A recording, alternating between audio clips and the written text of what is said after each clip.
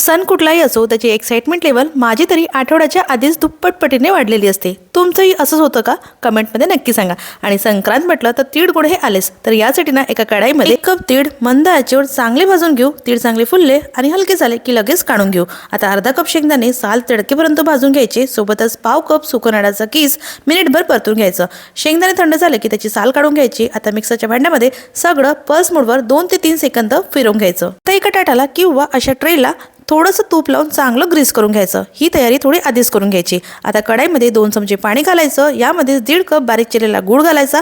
गूळ चांगला वितळला आणि याला असा फेस यायला लागला की यामध्ये 2 चमचे तूप घालायचं। आता लगेच यामध्ये तीळ शेंगदाण्याचा कूट घालायचा, वेलची जायफळाची पूड घालायची, सगळं छान एकजीव करायचं आणि गॅस बंद करायचं। हे मिश्रण तूप लावलेल्या ट्रेमध्ये घालायचं आणि एकसारखं छान सगळीकडे पसरवून घ्यायचं। त्यासाठी एखाद्या वाटीच्या बुडाला थोडंसं तूप लावायचं आणि सगळीकडे छान एकसारखं पसरवून घ्यायचं। आता यावरच थोडीशी तीळ आणि खोबरं की छान पसरवून घेऊ। आता हे मिश्रण 5 ते 7 मिनिटांमध्ये थोडंसं थंड झालं की लगेच त्याच्या वड्या आपण कापून घेऊ आणि पूर्णपणे थंड झालं की त्यानंतरच त्याच्या वड्या अशा काढून घेऊ। अगदी जिभेवर ठेवताच विरघळणारी मस्त मौसूद आपली तिळगुळाची वडी इथे तयार झालेली आहे। तर या मकर संक्रांतीला ही रेसिपी एकदा जरूर ट्राय करा। आजची ही रेसिपी तुम्हाला थोडी जरी का आवडली असेल तर प्लीज लाईक करा।